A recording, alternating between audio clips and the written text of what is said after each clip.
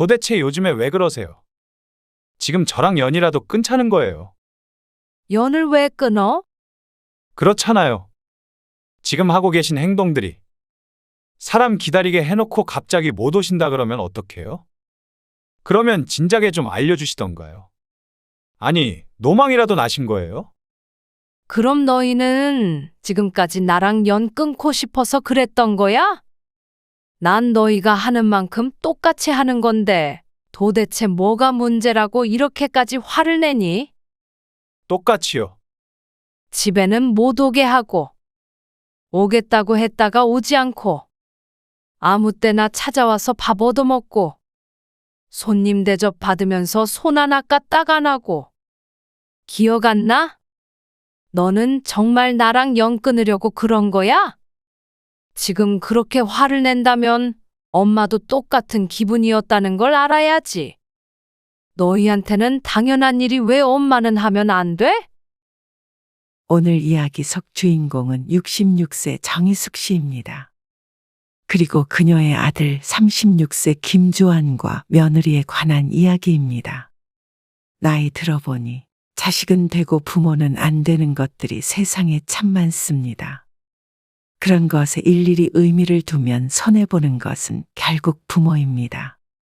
정 씨도 그것을 알고 있지만 남편 없이 키운 아들이 결혼 뒤에 얼마나 부모에게 모질어질 수 있는지 깨닫게 된 정 씨는 자식이 하는 것처럼 부모도 할 수 있다는 것을 몸소 보여주었습니다.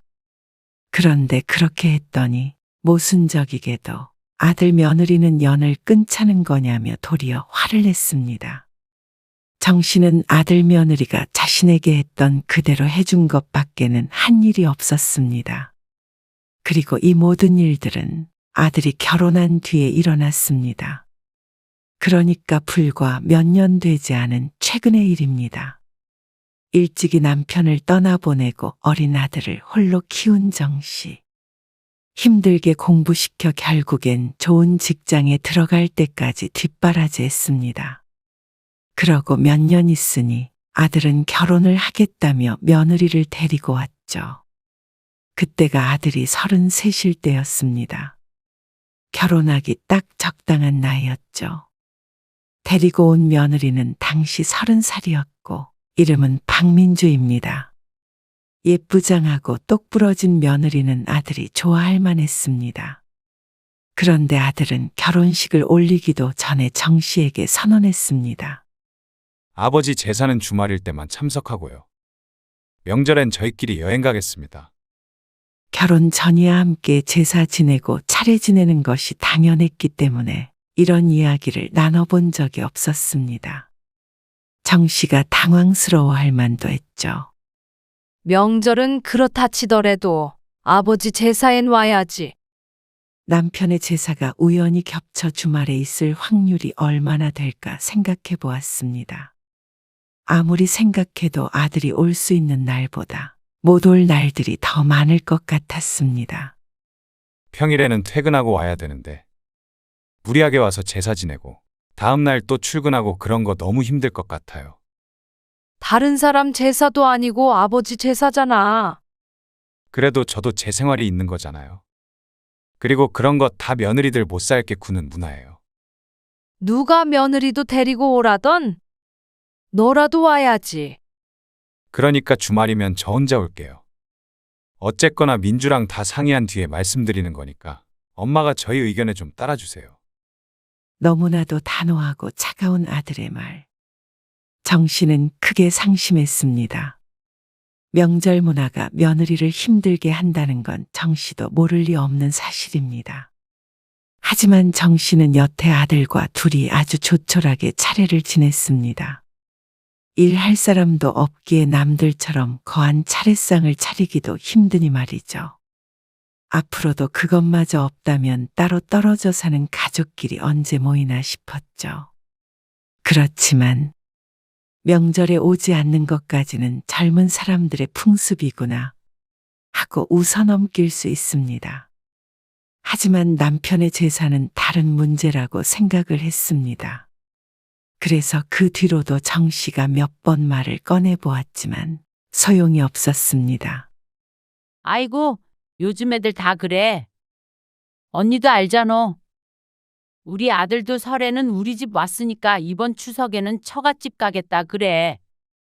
우리 땐 상상도 못할 일인데 말이야. 그렇긴 하지. 언니나 나나 그래도 그게 어디야. 나는 공평하게 양쪽 다 왔다 갔다 하고 언니는 둘 다 안 간다는데 말이야. 저기 밑에 영성마트 언니 있지? 거기는 아들이 처갓집만 간대더라. 아주 독한 며느리가 들어왔는지 거의 연 끄는 거나 마찬가지래. 그게 정말이야? 그래. 그러니까 좋게 생각해.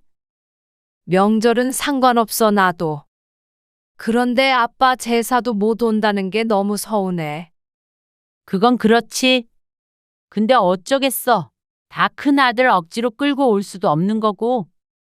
다 자기가 하고 싶어야 하는 거지. 정 씨는 이웃 친구의 말을 듣고 한숨을 길게 내쉬었습니다. 이렇게 서운해봤자 소용없다는 건 알고 있었습니다. 그러니 이웃의 말대로 좋게 생각하는 수밖에요. 그렇게 아들은 결혼을 했습니다. 신혼여행에 다녀와서는 결혼 후 처음으로 정 씨의 집에 방문을 하기로 했습니다. 오후에 오기로 되어 있었지만 정 씨는 이른 아침부터 장을 봐오고 대청소까지 했습니다. 결혼 전에도 한 번 왔었지만 그래도 며느리와 가족이 된 후로는 처음 만나는 것이기 때문에 무척이나 신경이 쓰였습니다. 방바닥에 무릎을 굽히고 앉아 뽀득뽀득 걸레질하고 있자니 힘든 와중에 설레는 기분도 들었습니다. 남편도 외아들, 아들도 외아들, 그리고 정 씨 본인도 형제자매가 없어서 다른 가족이 없었습니다. 그러니 새로 생긴 가족이 반가울 수밖에 없었죠. 이제 오나 저제 오나 목이 빠져라 기다렸습니다. 그리고 오후 3시쯤이 되었을 때 삐삐삐하고 비밀번호를 치는 소리가 들렸습니다. 아들이 도착한 모양이었습니다. 괜스레 소파 위에 올려있는 방석에 각을 맞추던 정 씨가 퍼뜩 일어나 현관으로 향했습니다. 엄마, 저희 왔어요. 아들이 목소리가 무척 반가웠습니다. 안녕하세요. 아들도 며느리도 여행 가서 푹 쉬다 와서 그런지 결혼해서 행복해서 그런지 얼굴 빛이 좋아 보였습니다. 그 둘을 보는 정 씨도 마음이 풍요로워지는 듯한 기분이 들었습니다. 오느라 고생 많았네. 음료수를 마시며 앉아서 이야기를 좀 나누다가 정 씨가 먼저 자리에서 일어났습니다. 아직 저녁 때가 되지 않았지만 시간 맞춰서 먹으려면 지금부터 준비를 해야 했습니다. 아들과 며느리는 소파에 앉아서 TV를 보았습니다. 아들 며느리 먹인다고 정 씨는 진수성 찬을 준비했습니다. 한꺼번에 여러 요리를 준비하려니 손이 많이 갔습니다. 주하나, 이거 여기 마늘이랑 양파 좀 까줘. 아들이 식탁으로 와 정 씨를 돕는데 며느리는 그대로 소파에 앉아 있었습니다. 시킬 마음은 없었지만 손님처럼 앉아 있는 모습에 또 요즘 사람은 다르구나 생각을 하게 됐죠. 그렇게 한참을 준비해서 요리를 완성하고 식탁으로 분주히 움직이는데 아들 며느리는 소파에서 기다리고 있었습니다. 숟가락 좀 놔줄래? 라고 요청하면 아들이 일어나 숟가락을 놓고 다시 소파로 돌아갔죠. 그렇게 모든 상을 차리는데 며느리는 끝까지 소파에 곱게 앉아 TV를 시청했습니다. 원래는 이런 상을 차릴 때면 아들도 옆에서 잘 도와주었는데 혼자 앉아있는 며느리가 신경 쓰였는지 늘 소파로 쫄래쫄래 돌아갔습니다. 밥 먹어라. 과장을 조금 보태어 식탁이 주저앉을 듯 상을 차렸습니다. 아들 며느리 모두 무척 맛있게 잘 먹었습니다. 그리고 다 먹고 치우는 것도 모두 정 씨의 몫이었습니다. 아들도 며느리도 손 하나 까딱 안 하고 또다시 소파로 돌아갔습니다. 주하나, 좀 도와줄래? 차마 며느리에게는 말 못하고 아들을 부르자 아들이 정 씨에게 말했습니다. 아니, 왜 자꾸 손님한테 일을 시켜요? 반농담처럼 이야기하는데 정말 자신을 손님이라고 생각하는 듯 했습니다. 정 씨가 생각하기에 아들도 며느리도 손님이 아니니 손을 좀 보태줬으면 하는 마음이 들었습니다. 하지만 그 말을 듣고도 며느리는 소파에서 엉덩이를 떼지 않으니 며느리의 생각도 말 안 해도 알 수 있었습니다. 도울까요? 하고 물어보는 게 예의라고 생각했던 정 씨는 또다시 다들 그런 건 아닌가 보다 했죠. 그렇게 정 씨는 홀로 설거지한 뒤에 과일까지 내오고 지친 몸을 의자에 앉혔습니다. 아들 며느리가 오면 몸이 고생하긴 하는구나 생각했습니다. 그래도 아무리 힘들어도 자식이 온다는데 마다할 부모는 없었습니다. 하지만 그날 이후로 아들은 한참 동안 얼굴을 보여주지 않았습니다. 명절에도 오지 않으니 멀리 살지 않아도 특별히 볼 일은 많지 않았죠. 언제 한번 안 오니? 가끔 아들에게 은근히 물어도 돌아오는 대답은 한결같았습니다. 바빠서요. 나중에 시간 내서 한번 갈게요. 말로는 그랬지만 오지는 않았습니다.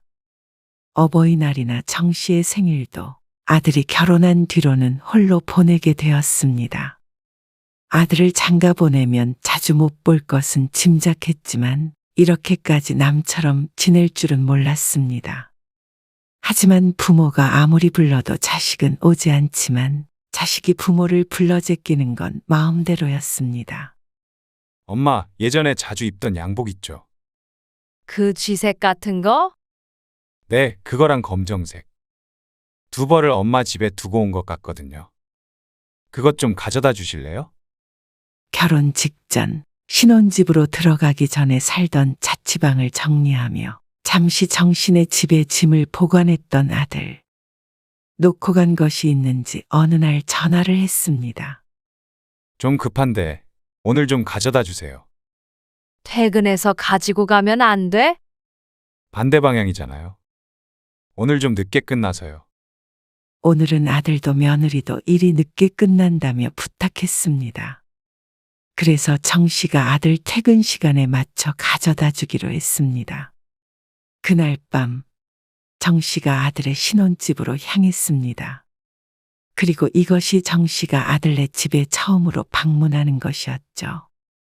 아들이 일러준 시간에 맞춰서 양복 두 벌을 들고 아들네 아파트에 도착했습니다.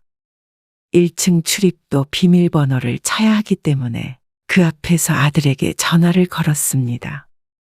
지금 도착했는데 밑에 문을 열어줘야겠는데? 그러자 아들이 난감한 말투로 대답했습니다. 어쩌죠? 지금 일이 좀 덜 끝났어요. 뭐? 그럼 언제 와? 금방 끝내고 갈게요.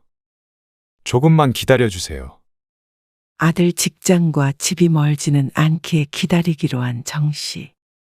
다행히 같은 아파트 주민이 문을 여는 것을 따라서 들어갔습니다. 그리고 아들네 집 앞에서 서서 기다렸습니다. 그런데 금방 온 데서 기다렸더니 시간이 한참 지난 것 같았습니다. 며느리도 어쩐 일인지 오지 않고 말이죠. 결국 기다리다 지친 정 씨가 다시 아들에게 전화를 걸었습니다. 더 늦을 것 같으면 그냥 비밀번호를 알려줘. 안에다가 넣어둘 테니까. 그러자 아들이 망설였습니다. 그래도 비밀번호는 좀. 말끝을 흐리는 아들이 어처구니가 없었습니다. 그러면 한없이 이렇게 기다리라는 말인가 했습니다. 남도 아니고 엄마한테 비밀번호도 못 알려줘? 내가 또 언제 너희 집에 온다고. 민주가 싫어하죠. 며느리를 들먹이며 계속해서 비밀번호를 알려주지 않는 아들에게 화가 났습니다. 날도 덥고 다리도 아파서 더 이상은 기다릴 수가 없었습니다. 그냥 문 앞에 두고 갈게. 바닥에요? 그럼 어떡하니? 그러자 아들이 망설이면서 말했습니다. 그냥 집 안에다가 넣어두고 가세요. 알았어. 비밀번호 뭐야? 지금 문 앞에 있어. 그러자 아들이 자신의 생일이라고 말해 주었습니다. 정 씨는 비밀번호를 누르고 들어가서 집안은 살펴보지도 않고 소파 위에 양복을 올려두었습니다. 그리고는 그대로 뒤를 돌아 나와 버렸습니다. 놓고 간다. 이렇게 아들에게 문자 메시지도 보내고 집으로 돌아왔는데 기분이 상하는 건 어쩔 수 없었습니다. 비밀번호가 뭐라고 빈정이 상하나 싶을 수 있지만 아들은 아무 때나 비밀번호를 치고 들어오는데 짐을 들고 기다리는 자신에게는 알려줄 수 없다는 게 속상했습니다. 그래서 그 다음부터는 의도적으로라도 아들네에는 가지 않았습니다. 안 가면 비밀번호고 뭐고 서운할 일도 없었습니다. 그런데 아들도 잘 오지 않고 자신도 가지 않으니 이렇게 조금씩 멀어지는가 싶었고 부모 자식이 참 먼 사이구나 했습니다. 아무래도 아들도 며느리가 아직 자식이 없어서 부모 마음을 몰라주나 싶었습니다. 그러다가 1년쯤 뒤에 며느리가 남자아이를 낳았습니다. 아이는 천천히 갖겠다는 소리에 전혀 기대를 하지 않고 있던 정 씨는 무척 기뻐했습니다. 그렇지만 그런 기대가 무색하게 손자가 태어난 뒤로도 아들네와는 그다지 교류가 없었습니다. 아니, 오히려 손자가 생기니 더 그랬죠. 애기 데리고 한 번 못 오지? 그렇죠. 애 데리고 어디 가려면 너무 번거로워요. 챙길 짐도 많고요. 내가 가는 건? 나중에요. 연락드릴게요. 그러니. 알았다. 아이가 더 어릴 때도 처갓집에 자주 방문했던 것을 아는 정 씨는 아들에게 또다시 섭섭한 감정이 들었습니다. 아들 며느리가 오면 손 하나 까딱 안 하게 하는 것은 정 씨도 마찬가지였는데 자신은 며느리의 친정엄마가 아니니 불편하다는 이유로 거의 오지 않았습니다. 시어머니가 설 자리는 없는 듯 했습니다. 그건 아이가 생기기 전이나 후나 다를 게 없었죠. 그러다가 아들에게 크게 실망을 한 때가 바로 얼마 뒤에 생겼습니다. 아들이 결혼한 해와 그 다음에는 남편의 제사가 평일이라 정 씨 혼자 치러야 했습니다. 그런데 이번에는 주말이라 아들이 올 수 있는 날이었죠. 주말에 아버지 제사인 건 알지? 아, 일요일이죠. 아들이 미적지근한 반응을 보였습니다. 주말엔 온다고 했잖아. 정 씨가 말하자 아들이 대답했습니다. 다음 날 출근해야 되니까요. 알겠어요. 갈게요. 아무리 아들에게 서운해도 남편의 제사였습니다. 남편도 아들을 보고 싶어 하지 않을까 싶었고, 그리고 아들도 남편을 잊지 않았으면 하는 마음이 있었습니다. 그렇기에 아들의 꺼림직한 반응에도 정 씨는 모른 척 했습니다. 진짜로 오기 싫어서 그러는 것인지, 자신이 색안경을 끼고 보는 것인지는 모르겠지만, 아니길 바랄 뿐이었습니다. 일요일 밤이 되었을 때, 정 씨는 제사상을 차리고 아들을 기다렸습니다. 제사상이라고 해도 남으면 먹을 사람이 없기 때문에 무척 소량을 준비했죠. 금방 오니? 8시쯤 아들에게 전화를 걸었습니다. 아, 네. 갈게요. 차 타고 30분밖에 걸리지 않는 곳이기 때문에 아들이 9시 전에는 도착할 것이라고 생각했는데 아들은 9시 20분이 되어도 오질 않았습니다. 어디쯤 왔어? 아까 출발한다 그러지 않았어? 그러자 아들이 잔뜩 미안한 기색이 되어 말했습니다. 엄마, 정말 죄송한데 올해는 저 없이 하셔야겠어요.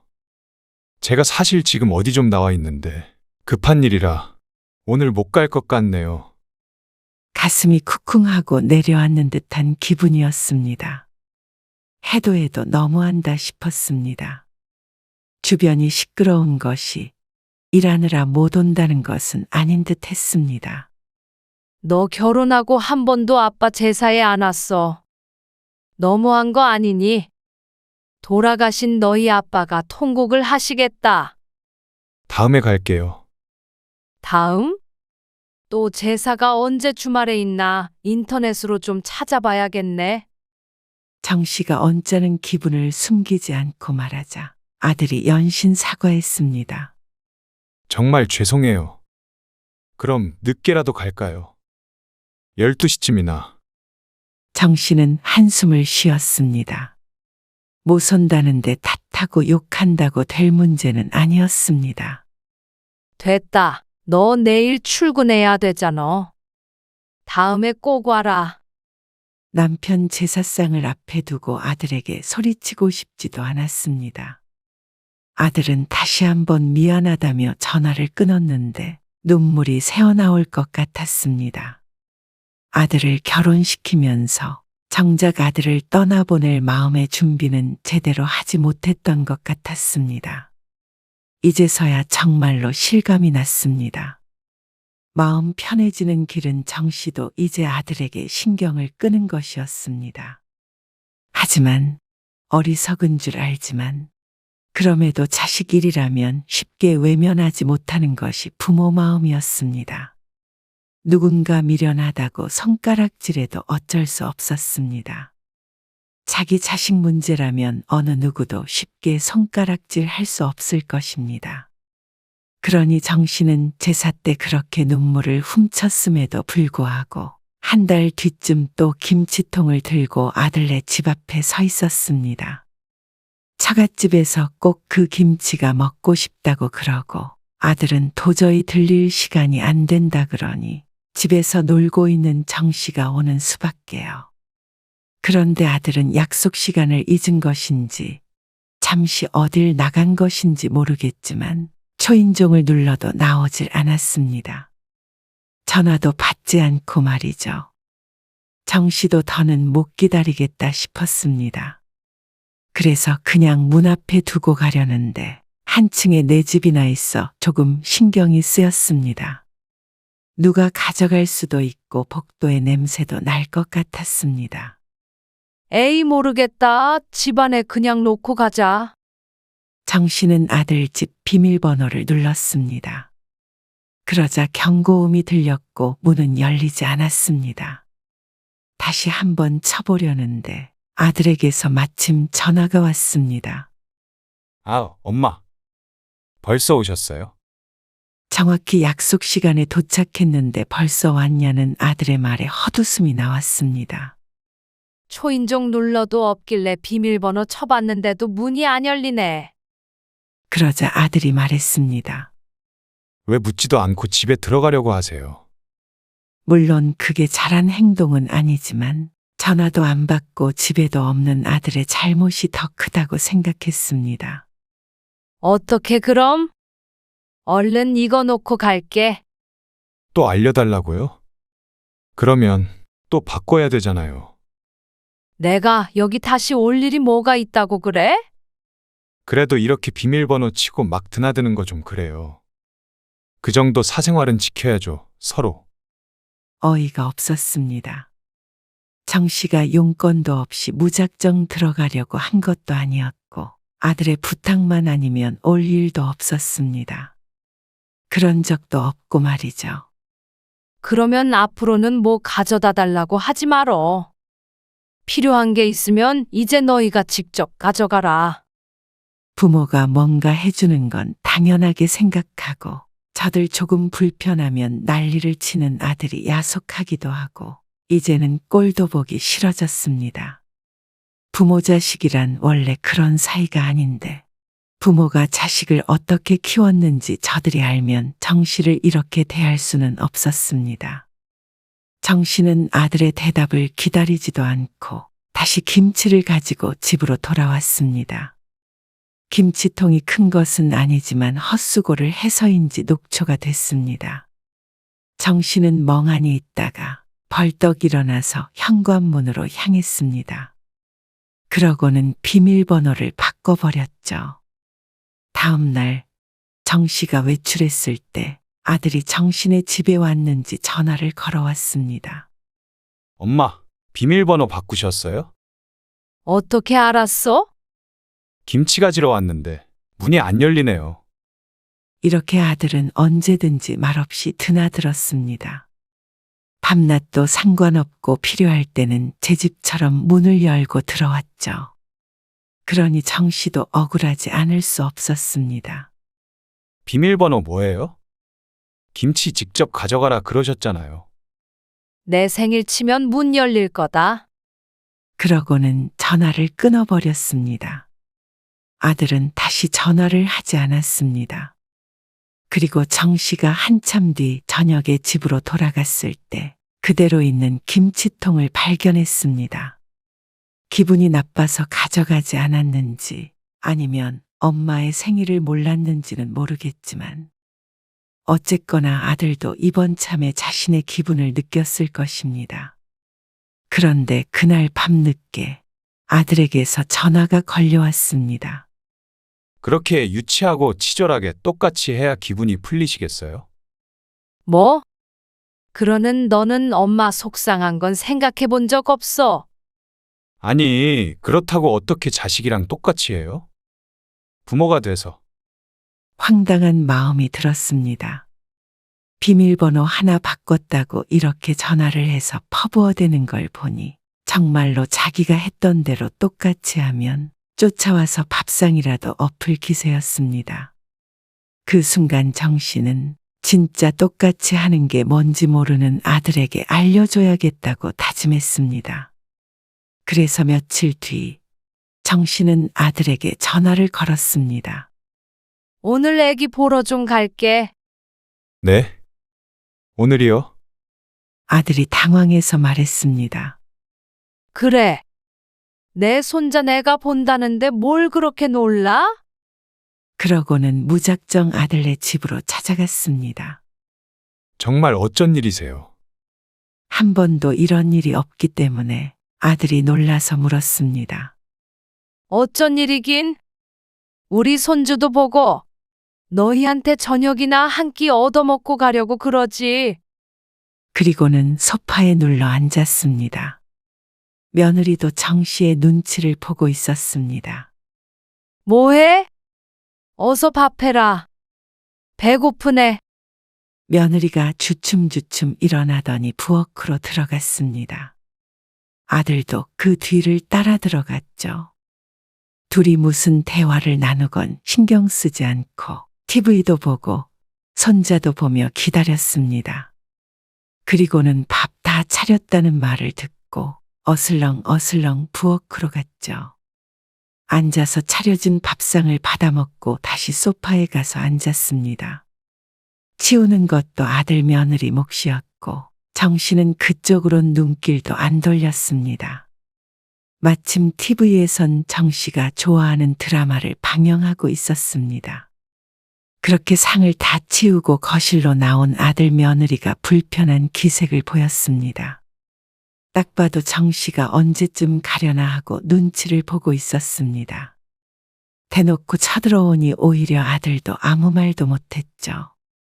진작에 이렇게 살 걸 하는 후회가 됐습니다. 그러고도 과일도 얻어먹고 차도 한 잔 얻어먹은 뒤에 밤늦게 아들 집을 나섰습니다. 그런 정 씨를 아들이 쫓아나왔습니다. 왜 이러시는 거예요? 가만히 앉아서 며느리가 차려준 밥 드시러 오셨어요? 손님으로 와서 밥 한 끼 얻어먹을 수도 있는 거 아니야? 엄마가 무슨 손님이에요? 왜 심술을 부리세요? 나한테 너희가 손님이면 나도 너희한테 손님이잖아. 그리고 밥 한 끼 얻어먹는 게 무슨 심술이야? 정 씨는 흥하는 소리를 내고는 집으로 돌아왔습니다. 그리고 또 얼마 안 있어 아들에게서 전화가 왔습니다. 그러더니 부탁이 있다며 말을 꺼냈습니다. 내일 애엄마가 어디 좀 예약해둔 데가 있어서 가야 하는데. 원래는 장모님이 애기 봐주시기로 하셨거든요. 근데 허리를 좀 다치셔서 엄마는 집에 계시니까 잠깐 와서 애기 좀 봐주실래요? 2시간 걸린대요. 역시나 자신이 필요하니 그렇게 헤어지고 나서도 또 다른 부탁을 해오는 아들. 제 배로 낳은 자식이지만 아주 이기적인 놈이었습니다. 그러면 주말에 갈게. 주말에요? 예약이 내일이에요. 주말로 옮기면 되잖냐? 그러자 아들이 한숨을 푹 쉬었습니다. 주말에 됐으면 제가 받죠. 안 되니까 부탁드리잖아요. 그래? 알았다. 내일 갈게. 알았어요. 그러더니 전화를 끊었습니다. 그리고 다음 날이 되었을 때 아들에게서 전화가 왔습니다. 이제 오셔야죠. 그래. 이제 출발할게. 그렇게 말하고는 정 씨는 소파에 앉아서 TV를 보았습니다.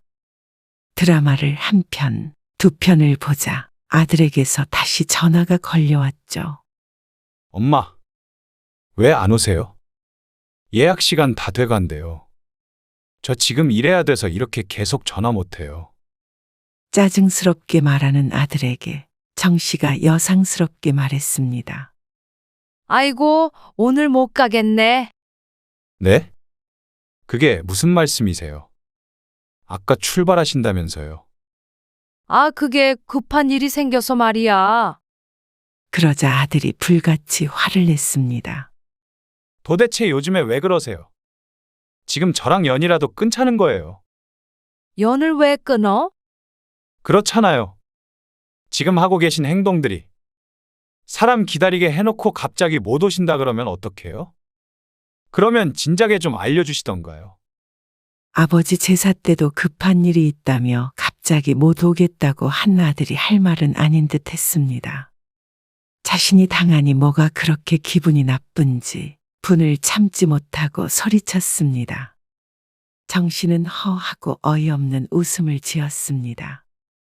그럼 너희는 지금까지 나랑 연 끊고 싶어서 그랬던 거야? 너희가 하는 만큼 똑같이 하는 건데 도대체 뭐가 문제라고 이렇게까지 화를 내니? 똑같이요. 비밀번호 바꿔버리고 오겠다고 했다가 오지 않고 아무 때나 찾아와서 밥 얻어먹고 손님 대접 받으면서 손 하나 까딱 안 하고 기억 안 나? 너는 정말 나랑 연 끊으려고 그런 거야? 그러자 아들이 벙어리가 되었습니다.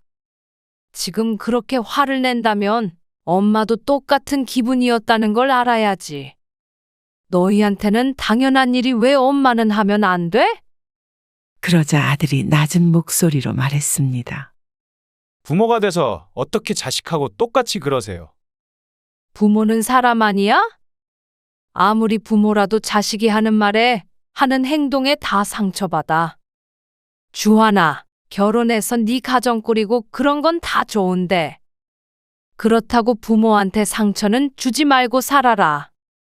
이제부터 나도 너희가 하는 만큼만 하고 살려고 해. 네가 엄마를 생각하는 만큼만 너 생각하고 네가 엄마를 대우해주는 만큼만 나도 너 자식 대접할 거니까. 너도 좋은 대접 받고 싶으면 지금까지 했던 것처럼 그러지 마. 아들이 한참을 조용히 있었습니다. 정 씨도 함께 침묵하다가 조용히 전화를 끊었습니다. 자신이 생각해도 유치한 복수였지만 이번 기회에 아들이 조금이라도 깨달았으면 됐습니다. 정 씨도 앞으로는 부모라고 무조건 베풀고 참고 홀로 눈물 짓고 하는 일은 그만하려고 마음먹었습니다. 그런다고 아무도 알아주지 않는다는 걸 알았죠. 그렇게 정 씨는 자식 사랑 때문에 자기 자신을 스스로 업신여기지 않기로 했습니다. 아들은 한동안 연락이 없다가 정 씨를 찾아왔습니다. 처음으로 띵동하고 초인종을 누르고 들어왔죠. 곰곰이 생각해봤다며 죄송하다고 사과를 했습니다. 정 씨는 그 사과를 받아주었습니다. 하지만 그렇다고 하더라도 정 씨가 마음먹은 것을 철회할 생각은 없었습니다. 그러니 그 이후론 아들도 정 씨를 함부로 대하지 않았습니다. 이로써 정 씨의 작은 복수는 성공한 듯 했습니다.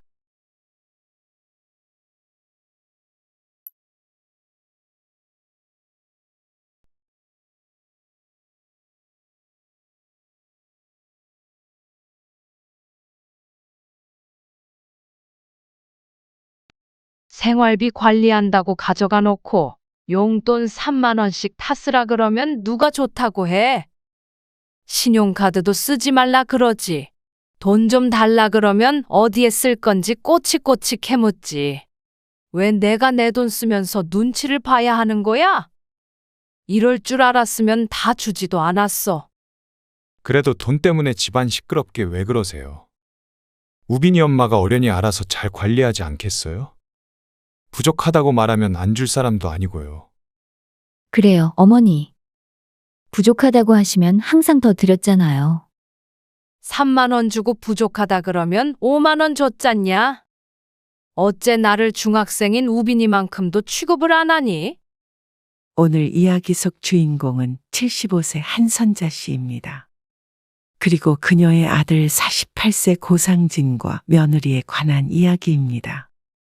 한 씨는 이 모든 상황을 되돌릴 방법을 생각해내려고 노력했습니다. 너무도 후회가 됐기 때문이죠. 어리석게도 아들 며느리를 너무 믿은 나머지 전 재산을 다 주고 합가한 과거를 되돌리고 싶었습니다. 본래 돈 앞에서는 부모도 없는 것인지 혹은 자신이 자식을 잘못 키운 것인지는 모르겠지만 따로 살았더라면 이런 일은 있을 수도 없었을 것인데 하고 생각했습니다. 한 씨는 지난해 어느 날 급성장염으로 고생을 하다가 탈수로 잠시 쓰러진 적이 있었습니다. 다행히도 아들이 방문하기로 했었기에 바로 병원으로 갈 수 있었죠. 그리고 그날 이후로 아들이 합가를 요청했습니다. 어머니, 살고 계신 그 집 팔고 저희 집으로 들어와서 사시는 건 어때요? 그런 의논을 해본 적은 한 번도 없기 때문에 한 씨는 아들의 제안이 갑작스러웠습니다. 어차피 어머니 혼자 계시는 것도 마음에 걸리고요. 언제까지 혼자 계실 수는 없잖아요. 빈말이라도 같이 살고 싶다고 얘기해 준 것이 고맙긴 했지만 오랫동안 혼자 지내다 보니 혼자가 편했습니다. 나 좀 더 늙으면 그때 얘기하자. 70대 중반인 한 씨는 아직은 그럴 때가 아니라고 생각했습니다. 하지만 아들은 빈말이 아니었는지 강경하게 나왔습니다. 그래도 혼자 집에 계시다가 미처 연락도 못하고 지난번처럼 쓰러지거나 그러면요. 어머니 아시는 분도 그렇게 돌아가셨다면서요. 틀린 말은 아니었습니다. 70대가 넘어가니 건너 그런 이야기가 심심치 않게 들려오고는 했습니다. 그래서 한 씨의 친구들 중 몇몇도 아들, 딸 집으로 들어간 경우도 있었죠. 하지만 한 씨는 노후 준비가 된 상태였기 때문에 아들네에 의탁하는 건 생각해 본 적이 없었습니다. 한 씨가 미적지근한 반응을 보이자 아들이 좀 더 솔직한 속내를 이야기했습니다. 어머니 건강 걱정되는 것도 있고요. 뭐하러 같은 식구끼리 집 두 채로 살아요. 어머니 집 팔아서 저희 집 대출 갚으면 경제적 부담도 훨씬 덜 것 같아서 겸사겸사 이참에 합치는 게 좋을 것 같아요. 어차피 엄마 노후 저희가 책임질 텐데 몇 년 앞당겨서 합친다고 생각해 주세요. 나도 생각할 시간이 필요해. 하지만 아들의 말도 이해는 갔습니다. 지난번 쓰러졌을 때도 10년 감수하기도 했고 아들네와 살림을 합치면 경제적으로도 이득은 이득인 듯 했습니다. 물론 아들네가 말이죠. 며칠 고민 끝에 한 씨는 부동산에 집을 내놓고는 아들네 집으로 들어갔습니다. 그래봤자 차 타고 20분 거리라 환경에 큰 차이는 있지 않았습니다. 그런데 합가하자마자 상황은 이상하게 돌아갔습니다. 어머니, 저희 집 돈은 전부 제가 관리하고 있어요. 우빈이 아빠 월급도 전부 저한테 줬다가 제가 용돈 주고 그러거든요. 그래야 저축도 계획적으로 할 수도 있고 그러잖아요. 그러니 한 씨는 자신과는 상관없는 얘기인 듯 며느리의 말을 들었습니다. 그래서 어머니도 같이 사는 식구니까요. 통장 있으신 거 저한테 주세요. 내 통장을? 한 씨가 놀라서 묻자 며느리는 당연하다는 듯이 말했습니다. 제가 뭐 어머니한테 달마다 생활비를 받을 수도 없고요. 같이 살면서 네 돈 내 돈 하는 거 저는 정말 싫거든요. 그건 결혼 초부터 우빈이 아빠한테도 확실하게 말한 부분이에요. 전부 돈 합쳐서 관리해야죠. 그렇게 해서 저희가 이 정도로 잘 살 수 있는 거고요. 똑 부러지는 며느리의 성격을 한시도 모르는 것은 아니었습니다. 하지만 통장을 통째로 달라는 것은 망설여질 수밖에 없었습니다. 나는 따로 쓰면 되잖냐? 뭐하러 그래요? 같은 집 살면서 같은 밥 먹고 할 건데요. 이제 어머니도 제가 용돈 드릴게요. 쓰실 만큼 충분히 드리니까 걱정 안 하셔도 돼요. 그래요, 어머니. 우빈이 엄마 말대로 하세요. 그래도 내 돈은 내가 가지고 있고 싶은데. 그러자 며느리가 웃으며 말했습니다. 설마 저 못 믿으세요? 저는 다른 뜻이 있는 게 아니라 가족이라면 다 합쳐서 동등하게 사용해야 된다고 생각해서 그랬어요. 어머니 필요하실 때마다 달라고 하세요. 관리만 애엄마가 한다고 생각하세요. 아들까지 그러라고 하니까 거의 강탈당하는 수준이었습니다. 집 팔아서 아들 주고 통장까지 주면 한시는 무일푼이었습니다. 하지만 아들 월급도 다 며느리가 관리한다는데 자신만 내 돈이라고 안 줄 수는 없는 분위기였습니다. 통장으로 돈 보내면 되니. 그러자 며느리가 통장을 통째로 달라고 했습니다. 그렇게 보내면 세금 물어요, 어머니. 제가 관리하면서 조금씩 빼서 쓸게요. 하지만 아무리 며느리가 경제권을 쥐고 있다고 하더라도 땡전 한 푼 없는 것은 불안했습니다. 그래서 한시는 비상금이 들어있는 통장 하나는 빼놓고 며느리에게 주었습니다. 어머니 다녀오겠습니다. 아침 일찍 아들, 며느리, 중학생 손자까지 한 번에 집을 나섰습니다. 그러면 그때부터는 한시 혼자 집에 있기 때문에 이전 생활과 다르지 않을 것 같지만 크게 달랐습니다. 혼자 사는 살림이야 얼마 안 되니 청소도 며칠에 한 번씩만 해도 더러워지질 않았고 반찬도 늘 먹던 반찬에 먹으면 됐고 빨래도 얼마 나오질 않았습니다. 하지만 아들, 며느리, 손자 셋이 추가된 살림은 혼자 살 때와 3-4배가 아닌 10배 이상 차이가 났습니다. 노동의 강도가 말이죠. 맞벌이를 하는 아들 며느리 때문에 누가 먼저 말하지 않아도 자연스럽게 한시가 가사 일을 하게 되었습니다. 하루 종일 집에 있으니 모두들 그래야 한다고 생각했습니다. 어차피 따로 살 때도 했던 일이니 조금 더 하면 된다고 쉽게 생각했던 것이 착각이었습니다. 그런데 안 그래도 좋지 않은 허리가 집안일 하다가 악화가 될 듯 했습니다. 내 식구 살림살이 하기가 그만큼 힘들었습니다. 그런데 정작 한시를 가장 힘들게 하는 것은 그게 아니었습니다. 오늘 친구 만나러 나가는데. 아, 그러세요? 저녁 식사 전에 들어오시죠? 점심 먹고 들어올 거야. 네. 그리고는 한시를 멀뚱히 쳐다보는 며느리. 한시가 망설이자 며느리가 아 하는 탄성을 내뱉으며 말했습니다. 얼마 필요하세요? 점심도 먹고 해야 하니까. 네. 여기요. 며느리는 지갑에서 10,000원짜리 3장을 꺼내서 한시에게 내밀었습니다. 그리고는 한시가 뭐라고 하기도 전에 출근해야 된다며 나가버렸습니다. 3만 원을 손에 들고 한시는 한숨을 쉬었습니다. 한시는 늘 외출할 때마다 돈 쓸 일이 있을 때마다 이렇게 며느리에게 돈을 타서 써야 했습니다. 필요할 때마다 말하라고 했지만 처음엔 그게 한시를 위한 배려인 줄 알았는데 주는 금액을 보니 그게 아닌 듯 했습니다. 한시가 며느리에게 이야기해 보기도 했습니다. 한 20만 원 줘라. 무슨 일이 있을지도 모르니까 비상금도 가지고 있어야지. 그러자 며느리가 한시를 질책하며 말했습니다. 그렇게 하면 돈이세요, 어머니. 필요하신 만큼 말씀하시면 그때그때 드릴게요.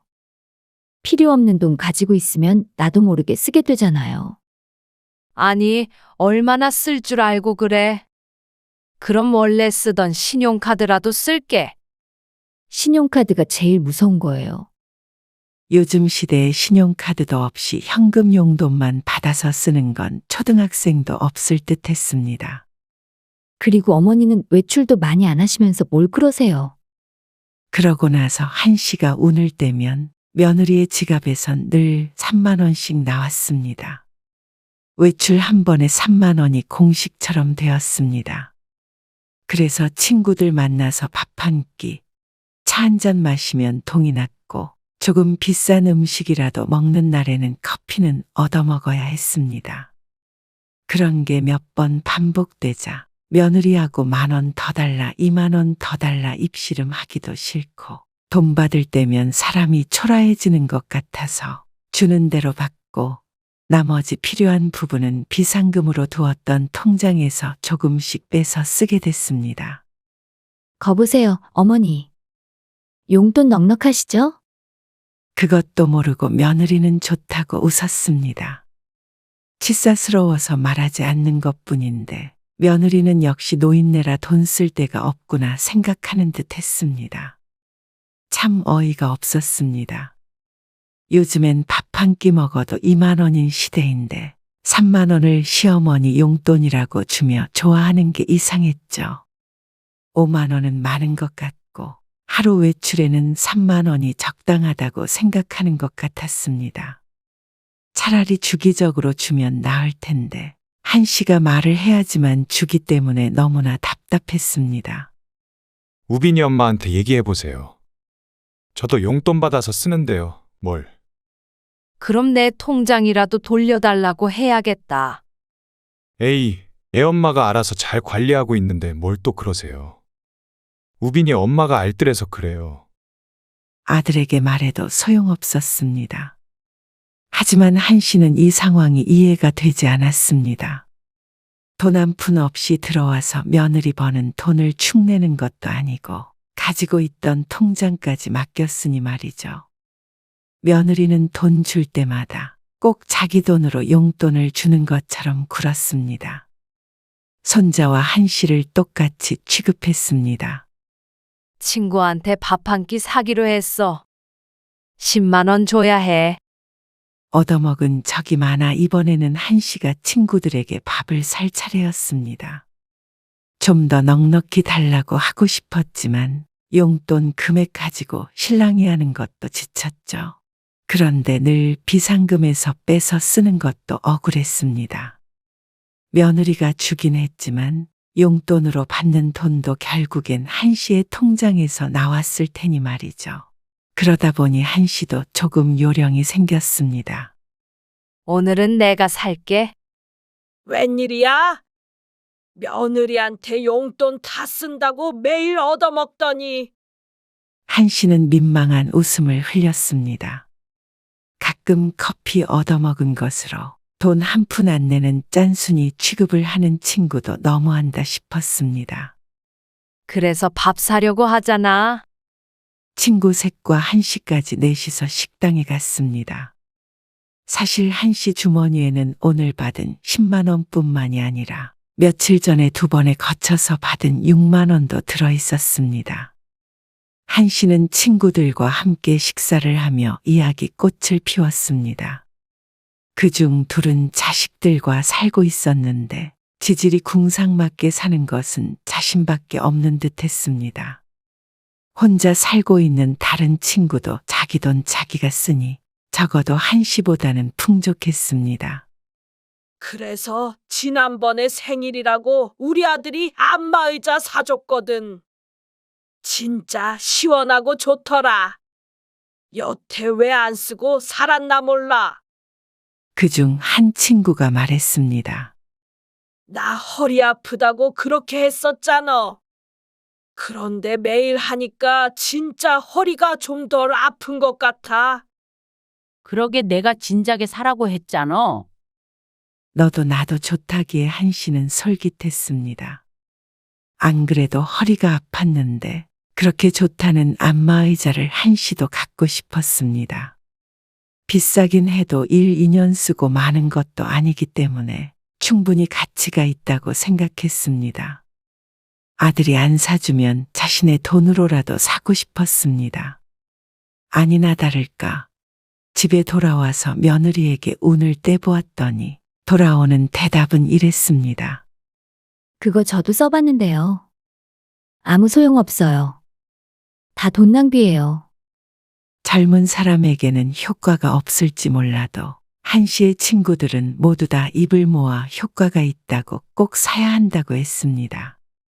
설령 허리가 좋아지는 효과는 없다고 하더라도 안마의자에 앉아서 쉬면 무척 좋을 것 같았죠. 허리가 아파서 어지간하면 좀 있었으면 좋겠는데 허리가 아프시면 병원 가서 침을 맞으세요. 아니면 요 앞에 목욕탕 가면 안마의자 있더라고요. 1,000원인가 넣으면 되는 것 같던데. 황당했습니다. 안마의자 쓰려고 목욕탕에 드나들면 그 돈이 더 들 것 같았습니다. 그런데도 며느리는 한 씨에게 큰 돈 쓰는 걸 꺼렸습니다. 이렇게 비굴하게 살아야 하나 싶었습니다. 나이 들어 돈이 없어지니 이렇게 서러웠습니다. 그리고 돈이 없으니 손자에게까지 서름을 당했습니다. 어쩌다 손자가 친구와 통화하는 걸 듣게 된 한 씨. 나는 외할머니가 더 좋은데. 손자의 방 앞을 지나다가 열린 틈으로 목소리가 들렸습니다. 작은 소리였지만 할머니라는 단어가 한 씨의 발걸음을 멈추게 했습니다. 왜긴. 우리 외할머니는 만나면 용돈 많이 주거든. 친할머니? 같이 살고 나서부터는 한 번도 용돈 못 받아봤는데. 그 소리에 머리가 띵해지는 기분이 들었습니다.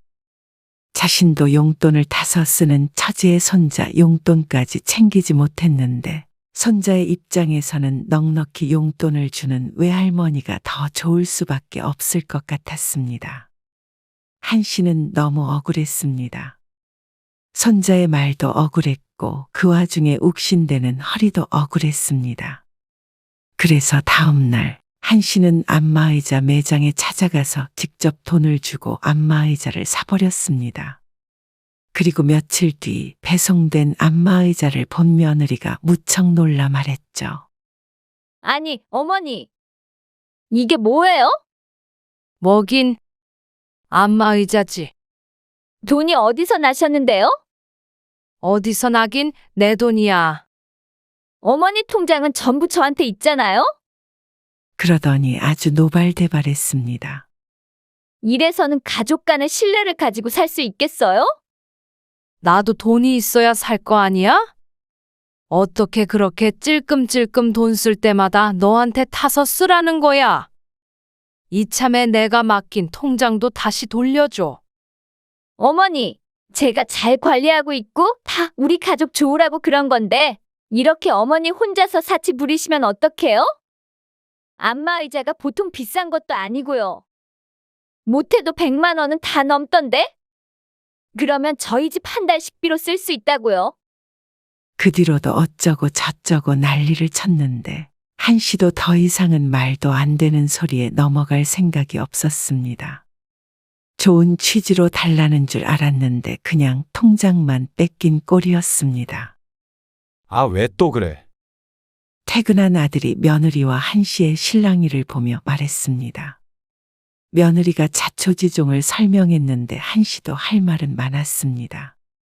생활비 관리한다고 가져가 놓고 용돈 3만 원씩 타쓰라 그러면 누가 좋다고 해? 신용카드도 쓰지 말라 그러지. 돈 좀 달라 그러면 어디에 쓸 건지 꼬치꼬치 캐묻지. 왜 내가 내 돈 쓰면서 눈치를 봐야 하는 거야? 이럴 줄 알았으면 다 주지도 않았어. 그러자 아들은 피곤하다는 듯이 중얼거렸습니다. 그래도 돈 때문에 집안 시끄럽게 왜 그러세요? 우빈이 엄마가 어련히 알아서 잘 관리하지 않겠어요? 부족하다고 말하면 안 줄 사람도 아니고요. 그래요, 어머니. 부족하다고 하시면 항상 더 드렸잖아요. 그러니까 한 씨는 그런 일련의 과정들이 쪼잔스럽고 비참하게 느껴졌습니다. 하다못해 자신이 치매에 걸린 것도 아닌데 신용카드라도 있으면 어련히 알아서 아껴서 쓰지 않겠나 싶었습니다. 그렇게 여태 살아왔는데 뭐하러 통제를 하나 싶었죠. 당신도 어지간하면 어머니 용돈 넉넉히 드리고. 알았어. 생각해보면 집도 그렇고 통장도 그렇고 그저 한씨가 가진 걸 다 가져가려고 했던 것이 아닌가 싶었습니다. 한씨는 납득하지 못했지만 아들과 며느리 둘이서 결론을 내려버렸습니다. 결국엔 며느리가 한씨에게 용돈을 좀 더 넉넉하게 주는 것으로 말이죠. 하지만 한씨의 기분은 풀리지 않았습니다. 안마의자 산 것 가지고도 그 난리를 쳤는데 앞으로도 생활은 비슷할 듯 했습니다. 이 정도도 마음대로 못 쓰고 살 거면 젊어서 노후 준비한다고 그렇게 아득바득 아끼며 살지도 않았을 것입니다. 그리고 한씨는 혼자 살 때 하루에 나가는 생활비가 얼마 되지도 않았습니다. 집도 있으니 모아둔 돈 쓰며 살다가 큰 병 걸리면 집 팔아서 좋은 요양원이나 들어가면 되겠다 싶었는데 아들의 말을 들은 것이 잘못인 듯 했습니다. 어째 아들이 한씨의 노후를 책임져 준다더니 더 삶이 복잡해진 듯 했죠. 다음 날에는 며느리가 인심 쓴다는 표정으로 한씨에게 10만 원을 주었습니다. 하지만 아껴 쓰라고 다시 한번 눈치를 주니 3만 원씩 여러 번 받으나 10만 원 한 번에 받고 여러 번에 나눠서 쓰나 그게 그거였습니다. 그런데 한씨가 분가를 결심하게 된 결정적인 이유는 며칠 전에 있던 일 때문이었습니다. 아들에게 듣기로는 곧 한씨의 집이 팔릴 것 같다고 했습니다. 부동산에서 오는 연락은 아들이 받으니 자세한 진행 상황은 한씨는 알지 못했습니다. 그 전 같았으면 그런가 보다 하고 말았겠지만 요즘에 한씨는 생각이 많아졌습니다. 더 이상은 이렇게 궁핍하고 갑갑하게 살고 싶지 않았습니다. 그래서 이렇게 집을 팔아서는 안 된다고 생각하고 있던 때에 우연히 아들 며느리의 대화를 듣게 됐습니다. 주차 후에 함께 집으로 들어가는 길에 대화를 하는데 한씨가 나와 있는 줄은 모르고 비밀스러운 이야기를 나누고 있었습니다. 어머니 집 팔리면 큰 집으로 이사를 갈까? 이사는 무슨? 그 돈으로 우빈이 유학 보내기로 약속했잖아. 아직 멀었으니까 일단은 큰 집으로 이사 갔다가 유학 갈 때 팔면 되지. 그건 그때 가서 결정하자. 그래도 집이 금방 팔려서 다행이야. 거봐 내가 뭘 했어. 2년만 참으면 무조건 이득이라고 했잖아. 당신 시어머니를 어떻게 2년 동안 모시고 사냐고 뭐라고 했었지? 아이고. 그래, 당신 잘났다. 2년 못 채웠어도 집 팔리면 어머니 내보낼 거지? 말이 다르고 다른데 내보내는 게 아니라 작은 집 얻어드리는 거지. 집. 원룸 구해드린다며? 그건 집 아니야? 아이 놀랐잖아. 그러면서 서로 좋다고 웃는데 한씨는 놀라서 말문이 막혔습니다. 노후까지 책임진다고 가지고 있는 돈까지 다 내놓으라던 아들 내외가 애초에 빚 갚는 것도 핑계고 2년 동안만 자신을 데리고 살 계획이었다는 것이 큰 충격이었습니다. 듣자 하니 이렇게 한씨는 용돈 다 쓰면서 살다가 결국 모든 걸 뺏기고 쫓겨날 듯 했습니다. 집안일 해주고 식모 노릇 하다가 버려지는 것이죠. 이 대화를 듣지 못했다면 눈뜨고 코 베일 뻔했습니다. 아들이 한씨에게 했던 말과는 다르게 노후를 책임질 생각이 처음부터 없었으니 자신이 큰 돈을 쥐고 있는 꼴을 못 본 것이 당연했습니다. 한씨는 아들 며느리의 뜻대로 잠자코 있을 생각이 없었습니다. 통장도 주고 집 팔라고 인감과 신분증까지 줬었는데 전부 다 가져와야 했습니다. 이사 들어오면서 서류 봉투에 담아 며느리에게 주었던 것을 기억했습니다. 달라고 하면 줄 턱이 없기 때문에 한씨는 다음 날 모두들 출근하기를 기다렸습니다. 그리고 손주까지 등교해서 혼자 남은 집. 한씨는 안방으로 살금살금 들어갔습니다. 누가 들어올 리도 없는데 괜히 도둑질을 하는 기분이 되어 조심스럽게 움직였습니다. TV가 있는 서랍장을 하나하나 열어보았습니다. 여기 말고는 서류를 넣어놓을 만한 곳이 없었습니다. 그렇게 하나 둘 열어보는데 양말이나 잡동사니밖에 보이지 않았습니다. 혹시나 차에다가 넣어놨으면 낭패였습니다. 한 씨는 괜히 마음이 급해져서 덜컹덜컹 소리를 내며 거칠게 서랍을 뒤져보았죠. 도대체 어디에다가 넣어놓은 거야? 만약 안방이 없다면 한 씨는 빈털터리로 거리로 쫓겨날 것이었습니다. 그렇게 급하게 서랍을 뒤지다가 거의 마지막 서랍쯤이 돼서야 노란 봉투를 발견했습니다. 한 씨가 조심스럽게 서류 봉투를 열어보았습니다. 한 씨가 며느리에게 주었던 그 봉투가 맞았습니다. 그 안에는 각종 서류들과 신분증, 인감도장 등이 들어 있었습니다. 하지만 통장은 보이지 않았습니다. 그래도 다행이었죠. 통장은 새로 만들면 그만이었습니다. 한 씨는 안도의 한숨을 쉬며 서류 봉투를 끌어안았습니다. 그리고는 안에 있던 신분증과 인감만 빼서 주머니에 넣었는데 서랍 안에 수첩이 하나 눈에 띄었습니다. 며느리가 자주 펼쳐보았던 가계부였는데 궁금한 마음에 살짝 들춰보았습니다. 내용을 보니 한 씨에게는 그렇게 짜게 굴어놓고는 저들은 잘만 쓰면서 살았습니다. 골프나 쇼핑 비용도 큼직하니 나간 것이 눈에 띄었습니다. 아이고, 내가 바보였다. 당한 사람이 바보였죠. 그렇게 노트를 덮으려고 하는데 한 씨의 눈길을 잡아끄는 목록이 있었습니다. 시옷 치읓 이응 3만 원. 초성으로 적혀 있었는데 실수로 적은 것이 아닌 게 며칠에 한 번 꼴로 같은 목록이 적혀 있었습니다. 시옷 치읓 이응 3만 원. 시옷 치읓 이응 5만 원. 시옷 치읓 이응 3만 원. 딱 보아도 한 씨에게 준 용돈 같았습니다. 그런데 시옷 치읓 이응이 무슨 뜻인지 의아했습니다. 신청인? 사채? 이리저리 유추해 보려다가 노트를 덮어버렸습니다.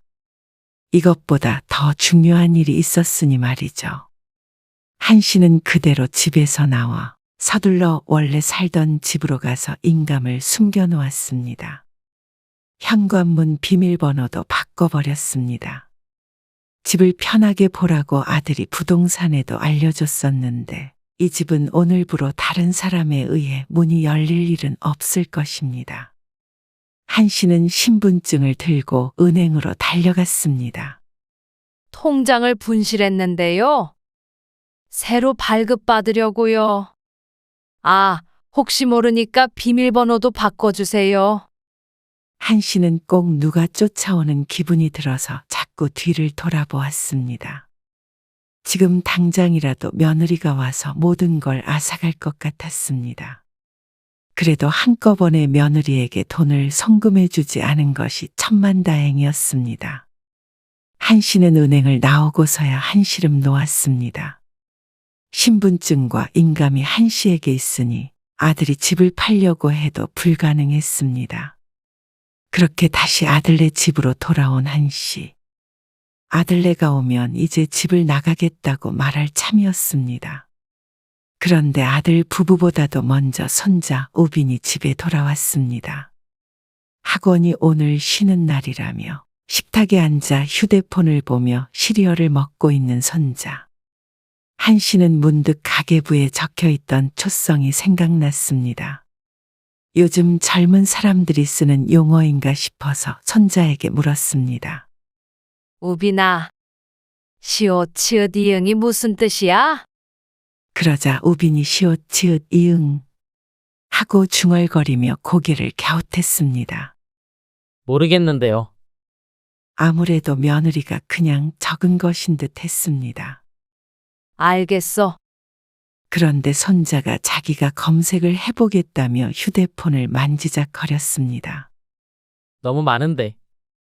그러면서 휴대폰을 한 씨에게 내밀어 보여줬습니다. 아무래도 특별한 뜻이 있는 것은 아닌지 여러 단어들이 검색이 됐고 다들 잘 사용하지 않는 이상한 단어들이었습니다. 그런데 휴대폰을 손자에게 돌려주려는데 그중 한 단어가 눈에 띄었습니다. 식충이. 검색된 단어 중에 가장 말이 되고 가장 적합한 단어였습니다. 순간 눈앞이 암전되는 듯한 기분을 느꼈습니다. 높은 곳에서 떨어지는 것 같기도 하고 물속에 잠긴 듯 아득하기도 했죠. 한 씨는 바닥에 털썩 주저앉았습니다. 손자가 의아해했지만 한 씨는 미처 신경 쓸 정신이 없었습니다. 아무리 돈 때문에 자신을 데리고 살았다지만 며느리가 자신을 어떻게 여기는지 단 3글자로 모든 게 설명이 됐습니다. 아들이 결혼한 지 20년이 다 돼가는데 그동안의 며느리의 이런 본성을 모르고 살았던 자신이 바보였습니다. 가까이 살면서도 1년에 자주 볼 일이 없기 때문에 몰랐습니다. 그런데 말년에 이런 무서운 일을 꾸미고 자신을 식충이 취급하는 며느리가 두렵기까지 했습니다. 이런 여자와 결혼해서 같은 목적을 가지고 부모를 내치려고 하는 아들도 무서웠습니다. 제 자식이 아닌 것 같았습니다. 그리고 한 씨는 하루 종일 정신을 빼놓고 있었습니다. 나중에 아들과 며느리가 퇴근을 해서 왔는데도 대꾸도 제대로 못하고 방 안에만 틀어박혀 있었습니다. 그리고 다음 날에도 멍하니 있는 한 씨에게 아들과 며느리가 무어라 말을 했습니다. 무슨 말을 했는지도 모르고 고개를 끄덕였는데 오후가 돼서 이유를 깨닫게 되었습니다. 얼른 이 집을 나가야겠다고 생각하고 정신을 차렸는데 때마침 아들에게서 전화가 왔습니다. 어머니, 저 지금 부동산인데요. 혹시 서류 봉투에 있던 인감 가져가셨어요? 신분증도 안 보이네. 계약서 작성하려고 하는데. 그래, 내가 가지고 있다. 그랬더니 아들이 화를 내며 말했습니다. 아니, 그걸 왜 가져가셨어요? 중요한 걸 가져가 버리시면 어떡해요? 아침에도 말했잖아요. 얼른 지금 부동산으로 좀 오세요. 그러더니 전화를 끊어버렸습니다. 한 씨는 다시 전화를 걸지 않고 부동산으로 찾아갔습니다. 아들이 무슨 짓을 하고 있는지 그 꼴을 눈으로 확인하고 싶었습니다. 사모님 오셨어요? 계약서는 다 작성이 됐는지 다들 테이블에 앉아서 자신이 오기만을 기다리고 있었습니다. 본인이 왔으니까 됐죠? 네. 사모님이 여기 와서 도장 찍으세요. 아니요. 저는 그 집 팔 생각 없는데요. 그러자 순간 찬물이 끼얹어진 듯 부동산 안이 조용해졌습니다. 어머니, 무슨 소리세요? 아니에요. 파실 거예요. 걱정 마세요. 아들은 정신이 없어 보였습니다. 한 씨에게 따지다가 매수인을 안심시켰다 하면서 자리에서 일어났습니다. 어머니, 그저께 가계약금도 받았단 말이에요. 지금 여기에 사 도장 찍으셔야 돼요. 황당했습니다. 자신은 가계약금인지 뭔지를 받은 적도 없었습니다. 통장도 바꾸며 확인을 했을 땐 출금한 기록만 있지 입금된 내역은 눈을 씻고 봐도 없었습니다. 주인인 내가 돈을 받은 적이 없는데 무슨 소리야? 그러자 매수인이 당황하며 말했습니다. 아드님 통장으로 그저께 1,000만 원 입금했는데요. 저는 모르는 일이에요. 어떻게 본인도 아닌 사람한테 돈을 주세요. 저는 제 집 팔 생각 없으니까 그런 줄 아세요. 그러자 모두들 당황했습니다. 아이고, 사모님이랑 아드님이랑 얘기가 잘 안 되신 모양인데. 부동산 직원이 말하자 아들이 한 씨에게 화를 냈습니다. 갑자기 무슨 말씀 하시는 거예요? 여기서 계약 엎어지면 제가 1,000만 원 물어야 돼요. 그건 네 사정이야. 그리고 안 그래도 너한테 말하려고 했는데 오늘 나는 내 집으로 다시 들어가니까 그런 줄 알고 있어라. 그러니까 왜 그러시냐고요? 뭐가 서운한 게 있으셔서 그래요? 뭐, 용돈 때문에 그러세요? 뻔뻔한 아들의 말에 한씨가 어이없는 웃음을 지었습니다. 그건 너랑 우빈이 엄마가 잘 알겠지. 그거 취소하고 내가 살 원룸도 구할 것 없다. 나는 내 집에서 살면서 내 돈 쓰고 살 테니까. 아들이 화들짝 놀랐습니다. 어떻게 알았느냐는 표정을 지었죠. 그리고 사장님, 저는 연락 받은 것도 없고 제 통장으로는 들어온 것도 없어요. 엉뚱한 사람한테 가계약금이 들어간 것 같은데 저는 상관없는 일이니까 제 아들이랑 알아서 이야기해 보세요. 어머니, 진짜 이러시기에요? 생돈 1,000만 원을 어떻게 물어요? 나 같은 식충이가 어떻게 아니? 무슨 말씀이세요? 식충이라니요. 그건 우빈이 엄마 가계부 열어보면 알 거다. 그러고서는 부동산을 나와버렸습니다. 아들이 쫓아나오려는데 매수인이 그런 아들을 붙잡았습니다. 아니, 제 돈 어떻게 할 거예요? 그러게 내가 주인한테 입금하겠다고 했더니 그쪽만 믿으라고 했잖아요. 아들이 쩔쩔매는 소리가 들렸고 한씨는 외면하고 집으로 돌아왔습니다. 나중에 아들이 집으로 찾아왔지만 문을 열어주지 않았고 연락도 받지 않았습니다. 계속해서 아들 며느리가 번갈아가며 메시지를 보냈지만 전부 차단시켜버렸죠. 한 번만 더 찾아오거나 연락하면 내 통장 가져가서 너희가 쓴 돈까지 다 청구할 거니까. 더 큰 손해 나고 싶으면 계속 그렇게 해봐라. 으름장을 놓았더니 방문이 뚝 끊겼습니다. 아마 돈이 아까워서 피눈물 흘리고 있을 테지만 그 정도 내고 교훈을 얻었으면 다행이었습니다. 한씨는 합가한 지 1년 만에 아들네와 등을 지게 되었지만 큰 피해 없이 다시 집도 되찾고 돈도 되찾은 것을 천운으로 생각하기로 했습니다. 아들네 뜻대로 됐다면 자신의 남은 인생이 어떻게 됐을지 상상하자 설움이 돋아 몸이 부르르 떨렸습니다. 아마 끔찍하고 비참했겠죠. 내가 낳은 자식, 내가 책임지고 지금까지 키웠으면 됐습니다.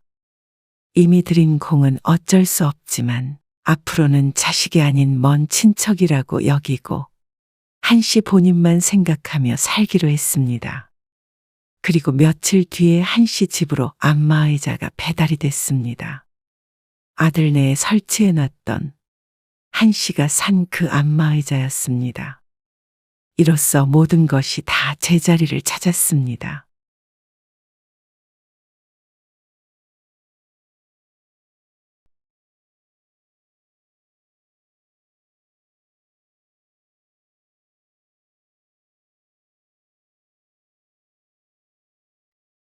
일을 하다가 그만두는 게 어딨어? 일? 내가 너한테 고용된 사람이야? 아니라고 할 수도 없지. 어쨌든 월급 주잖아. 100만 원? 그걸로 장보고 하면 남는 게 뭔데 월급이야. 그리고 지난 주말에 너희 시어머니 밥상 차리게 한 것도 엄마는 기분이 좋지 않았어. 그때도 말했지만 엄마가 너희 집 식모도 아니고 그렇다고 파출부도 아니야. 아니, 누가 그렇대? 네가 그렇게 대하잖아. 집에서 손 하나 까딱 안 하고 화장대 치우는 것도 다 엄마한테 떠맡기잖아. 아, 나는 밖에서 일하잖아. 그 정도는 하는 김에 해줄 수 있는 거 아니야? 일하더라도 그 정도는 스스로 할 수 있는 거 아니야? 너네 옷 세탁소에 맡기고 찾아오는 일까지 엄마가 해야겠니? 지난번에 하루 늦게 찾아왔더니 너 엄마한테 얼마나 뭐라 그랬어? 그것 때문에 삐진 거야? 엄마가 애 안 봐주면 나 모임도 못 가. 생활비 더 줄게요, 엄마. 나 지금 이럴 시간 없어. 빨리 출발해야 해. 생활비를 200만 원을 주든 300만 원을 주든 상관없으니까 엄마는 돌아갈게. 진짜 이럴 거야? 엄마가 딸이 힘들다는데 좀 도와줄 수 없어? 오늘 이야기 속 주인공은 63세 유희숙 씨입니다. 그리고 그녀의 딸 32세 강혜인에 관한 이야기입니다. 예로부터 애 봐준 공은 없다 했는데 괜히 있는 말이 아님을 유 씨는 몸소 실감했습니다. 원해서 한 일은 아니었지만 오로지 힘들 딸을 걱정하는 마음에 수락했던 일이었습니다. 하지만 시간이 갈수록 점점 고마워하기는커녕 당연한 일이 됐고 뭐라도 하나 잘못하는 일이 있으면 꼭 아랫사람에게 하듯 꾸짖는 딸. 유 씨는 자신이 친정엄마가 아니라 꼭 딸 혜인의 집에서 일하는 파출부 혹은 돌보미 같은 것이 된 기분이었습니다. 공을 알아주기 원하는 것도 아니었고 최소한 예의는 지켜주길 바랐습니다. 아마 그렇게 되려면 좁혔던 딸과의 거리를 다시 벌려놓는 수밖에는 없을 듯했습니다. 유 씨는 딸이 딱하고 안타까워 근처로 이사를 했던 그때를 떠올리며 사무치게 후회했습니다. 평범했던 딸과의 사이도 되돌릴 수 없는 강을 건넌 듯해서 더욱 슬펐습니다. 딸은 결혼 후 2년이 지난 후에 아이를 가졌습니다. 사돈네 등살에 못 이겨 결혼 직후부터 노력을 했지만 뒤늦게 임신을 하게 됐죠. 유 씨의 딸 혜인은 무던한 성격이 못 되었습니다. 그래서 출산을 하고 나서도 그 예민함이 육아에 큰 방해가 되었죠. 엄마, 너무 힘들어. 차라리 도망가 버리고 싶어. 하루 종일 안고 있고 잠도 못 자겠어. 유 씨는 안타까웠습니다. 가끔 가서 아이를 봐주고 딸이 잘 수 있도록 해주긴 했지만 가까이 살지 않으니 늘 그렇게 도와줄 수는 없었습니다. 그렇다고 도망가면 되니. 애는 점점 크니까 시간이 지날수록 괜찮아져. 해줄 수 있는 말이 격려의 말뿐이니 유 씨도 답답했습니다. 하지만 유 씨도 딸의 심정을 정확하게 알고 있었습니다. 예민했던 딸을 키우느라 자신의 젊은 시절도 고달팠기 때문입니다. 딸이 어떤 고생을 하고 있는 줄 아니 그저 더 자주 가서 봐주는 수밖에 없었습니다. 그런데 손자가 태어난 지 100일이 채 안 됐을 때 딸이 백기를 들었습니다. 엄마, 이대로는 나 말라 죽어. 제발 도와줘. 엄마가 오늘 갈게. 차 타고 1시간 반 정도 거리에 떨어져 살고 있는 유 씨와 딸. 하지만 딸은 다른 부탁을 해왔습니다. 엄마가 여기로 와서 애 좀 봐줘. 가끔 와서 봐달라는 말은 아니었습니다. 처음에 딸은 집으로 들어와서 봐달라고 했지만 시집에서 노발대발한다며 가까이 이사라도 와서 도와달라고 했죠. 지금은 거리가 멀어 많아야 일주일에 한두 번 정도 오갈 수 있었습니다. 너희 시어머니는 못 도와주신다니. 사돈네는 차 타고 30분 거리니까 충분히 마음만 먹으면 자주 오갈 수 있는 거리였습니다. 바쁘시다고는 하는데 그래도 부탁드리면 해주시긴 하겠지. 근데 그러면 내가 어떻게 견뎌? 시어머니랑 한 공간에서. 너 곧 일도 다시 나가야 한다며. 그러니까 시어머니가 아니라 엄마가 봐줘야지. 매일 우리 집에 시어머니가 오신다고 생각하면 미쳐버려. 유 씨도 몇 번 만나보았던 사돈을 떠올렸습니다. 성격이 보통이 아니어서 딸이 고생할 것 같았습니다. 그리고 시아버지도 계신데 어떻게 시어머니만 오실 수 있겠어? 그렇다면 혼자 살고 있는 자신밖에 딸을 도와줄 사람이 없었습니다. 그나마 쉽게 움직일 수 있으니 말이죠. 몇 년만 좀 도와줘, 엄마. 딸은 집 근처에 방을 얻어 출퇴근해 주길 바랬습니다. 유 씨도 그게 차라리 부담이 덜했습니다. 집까지 팔고 가고 싶은 생각은 유 씨도 없었습니다. 원룸 비용은 내가 낼게. 유 씨는 당장 며칠 뒤에 빈집을 구해서 들어갔습니다. 학생들이나 젊은 직장인들이 많이 사는 원룸 건물이었습니다. 아침에 사위가 출근하고 나면 유 씨가 딸네 집으로 출근을 했습니다. 엄마, 고마워. 엄마 때문에 한시름 났어. 그날부터 유 씨는 손자의 보모 노릇을 했습니다. 딸은 낮 동안엔 유 씨에게 아이를 전적으로 맡기고 잠을 잤습니다. 새벽에 울어대니 낮에 푹 자라고 유 씨도 딸을 깨우지 않으려고 노력했습니다. 그러다 보니 골병은 유 씨가 들 것 같았습니다. 예민해서 엄마도 못 키우는 자식을 할머니가 키우려고 하니 애를 먹을 수밖에 없었습니다. 하율이가 너무 운다. 젖 좀 물려볼래? 냉장고에 짜놓은 거 있잖아. 먹지를 않아. 엄마, 제발. 이럴 거면 뭐하러 엄마가 와? 내가 다 돌보지. 처음에는 고마워하던 딸도 시간이 지나자 유 씨가 하는 일들이 당연한 것들이 되었습니다. 그래서 유 씨가 오면 손 하나 까딱 안 하고 쉬고 싶어 했습니다. 가끔 유 씨가 부르기라도 하면 쉬는 시간을 방해받는 듯한 느낌으로 짜증을 내기도 했죠. 딸 집 근처로 이사 오고 나서부터는 정말 애 보는 것 외에는 유 씨가 할 수 있는 일이 없었습니다. 아침 일찍 출근해서 사위가 퇴근할 때쯤에 집에 돌아오니 웬만한 사람들보다 훨씬 쉴 수 있는 시간이 적었습니다. 낮에 아이가 자면 쉬면 되지 않냐 할 수 있지만 그것도 불가능했습니다. 엄마, 화장실 청소도 좀 해줘야 하는데. 딸은 미안한 듯 중얼거렸지만 직접 할 생각은 전혀 없어 보였습니다. 나 손목이 조금 뻐근하네. 벌써 출산을 한 지 6개월이 다 돼가지만 딸은 아직까지 스스로 몸조리 중이었습니다. 그러니 딸이 해야 할 집안일들은 오롯이 유 씨의 몫이었습니다.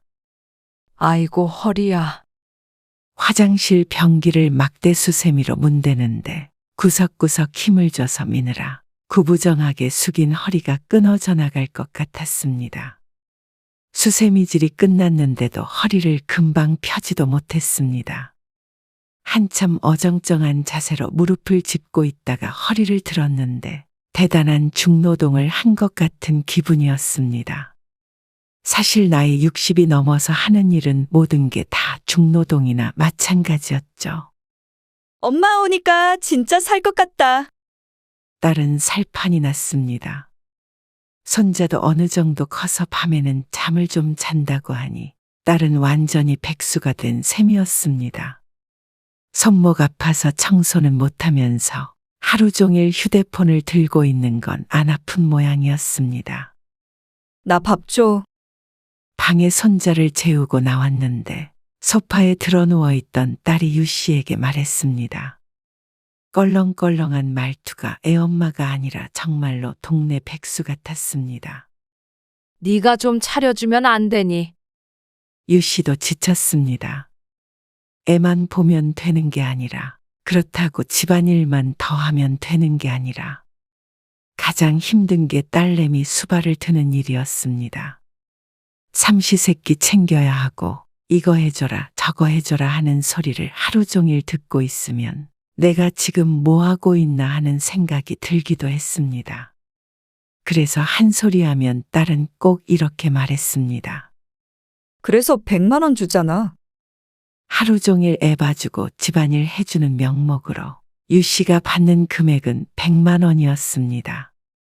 딸은 대단히 큰 돈을 주고 있다고 생각했지만 장을 봐오는 돈까지 포함이 된 것이니 사실상 수고비는 없는 것이나 마찬가지였습니다. 이러면 둘째도 나올 수 있겠어. 농담으로라도 이런 말은 안 했으면 했습니다. 생각만 해도 허리가 아파오는 것 같았죠. 둘째? 하나도 못 키우는데 둘을 어떻게 키우게? 엄마 있잖아. 말을 참 쉽게 내뱉었습니다. 유 씨는 요즘 좁은 원룸으로 퇴근하면 끙끙 앓으면서 잠에 드는 게 일상이었습니다. 그런 친정엄마의 수고를 한다면 절대 둘째 얘기는 꺼내지 못할 듯 했습니다. 안 그래도 하율이 아빠가 딸 하나 있으면 하잖아. 시아버지도 그렇고. 아이고, 됐어. 엄마도 2번은 못할 것 같아. 유 씨는 빨리 딸이 다시 출근이라도 했으면 싶었습니다. 딸이라도 없으면 일이 좀 더 수월할 것 같았습니다. 그리고 2달쯤 더 지나자 딸은 다시 직장에 나갔습니다. 그러면 조금 나을 줄 알았는데 유 씨의 생활은 그전과 크게 다르지 않았고 시간이 흐를수록 딸도 사위도 유 씨에 대한 고마움은 사라져갔습니다. 아이고, 하율아. 유 씨가 거실에 아이를 두고 잠시 설거지를 하고 있는데 쿵 하는 소리가 나서 돌아보니 손자 하율이가 소파 밑에 자빠져 있었습니다. 집안이 떠나가라 오는 손자 때문에 유 씨는 무척 당황했습니다. 아이를 일으켜 보니 장난감 위로 거꾸로 떨어졌는지 이마에 피가 나고 있었습니다. 피부가 찢어진 듯 보였습니다. 아이고, 이를 어째. 유 씨가 혼비백산에서 딸에게 전화를 걸었습니다. 엄마. 나 퇴근 중. 아이고, 혜인아, 하율이 이마에서 피가 난다? 뭐? 어쩌다가? 소파에 올라갔었나 봐. 떨어지면서 머리를 찧었어. 그러자 딸은 거의 비명을 질렀습니다. 거의 도착했다며 전화를 끊었는데 유 씨도 그제서야 조금 진정이 되어 이마를 살폈습니다. 손자도 울음을 그쳤고 피도 멈췄습니다. 질에 겁을 먹었던 것에 비해서는 심각한 상처가 아니라 다행이었죠. 우당탕탕하는 소리와 함께 딸이 거실로 들어왔습니다. 그리고는 유 씨가 안고 있는 손자를 거의 뺏어가다시피 가져가 안았습니다. 그릇 2개만 설거지하려고 했는데 그새 소파에 올라갔었나 봐. 아, 그러게 잘 좀 보라고 했잖아. 딸은 유 씨에게 무척이나 화를 냈습니다. 심하지 않아 다행이라는 소리를 하려다가 유 씨는 입을 다물었습니다. 얼굴에 상처 나서 어떡해. 이거 꿰매야 할 거 아니야? 딸은 다시 나가려고 아이를 안고 채비를 했습니다. 어디가? 응급실 가지 어디가. 신경질적으로 말하는 딸. 유 씨도 서둘러 함께 나갔습니다. 그리고 응급실에 도착을 하자 사위도 퇴근해서 왔습니다. 하율이 괜찮아? 사위도 다쳤다는 말에 놀란 듯 했습니다. 몰라. 속상해 죽겠어. 그러자 사위도 골치가 아픈 듯 미간을 찡그렸습니다. 어쩌다가 그러셨어요? 장모님이라 심하게 말은 못해도 탓하는 듯한 뉘앙스는 확실했습니다. 그게 소파에 올라갔나 봐. 벌써 3번째 변명을 하고 있는데 딸이든 사위든 듣지도 않았습니다. 그러게 애를 혼자 두면 어떡해. 벌써 돌이 된 아이인데 어떻게 한시도 눈을 안 떼고 볼 수가 있나 싶었습니다. 그러면 집안일이고 뭐고 하나도 할 수가 없었죠. 그렇지만 유 씨는 입을 꼭 다물었습니다. 안 그래도 속상한 속에 불을 지르고 싶지 않았습니다. 그러게 미안하다. 죄인이 된 것 같았습니다. 물론 자신의 부주의로 아이가 다친 것에는 변명할 여지가 없었지만 사위 앞에서 이렇게까지 호통을 쳐야 했나 서운하기도 했습니다. 내가 남한테 애 안 맡기고 엄마한테 맡기는 이유가 뭔데? 엄마 손자니까 더 잘 봐줄 테니까 그런 거잖아. 그만해, 여보. 어찌나 뭐라고 하던지 유 씨를 원망했던 사위마저 딸을 말렸습니다. 손자는 진료를 받았는데 꿰맬 필요는 없고 연고를 바르고 반창고만 붙이고 나왔습니다. 깊게 생긴 상처가 아니라 다행인 한편 유 씨도 딸이 원망스러웠습니다. 딸의 차를 타고 돌아오는데 엄마, 심하게 말해서 미안해. 너무 놀라고 속상해서. 딸이 유 씨에게 사과를 했습니다. 딸이 야속했고 눈물마저 찔끔 날 것 같았습니다. 유 씨도 딸을 저렇게 애지중지 키웠지만 부모마저 눈에 안 보이는 딸은 너무한 것 같았죠. 됐어. 엄마도 놀랐는데 너는 오죽했겠니? 자식이 사과하면 부모는 받아주는 수밖에요. 그날 이후 손자 하율이는 낮 동안에 어린이집에 갔습니다. 유 씨가 집안일을 할 시간이 따로 필요한 것 같다는 딸의 의견 때문이었습니다. 하율이 어린이집 가면 차라리 엄마는 다시 집으로 돌아가는 게 낫지 않어? 그러면 나 혼자 일하고 애 보고 집안일까지 다 하라고. 딸은 말도 안 되는 소리를 들었다는 듯이 대답했습니다. 하율이 어린이집 가면 엄마는 하는 일 많이 줄어들잖아.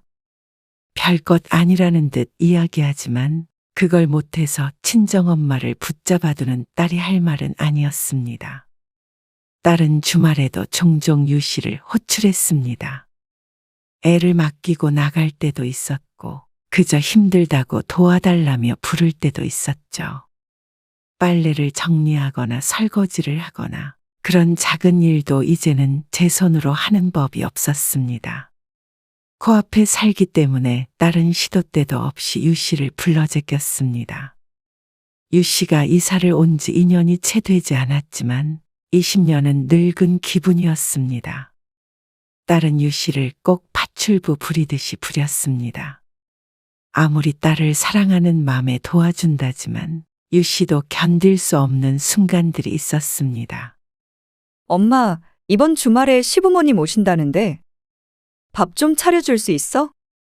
어느 날 저녁 딸이 퇴근해서는 유 씨에게 말했습니다. 유 씨는 언뜻 무슨 뜻인지 파악하지 못했습니다. 같이 밥 먹자고?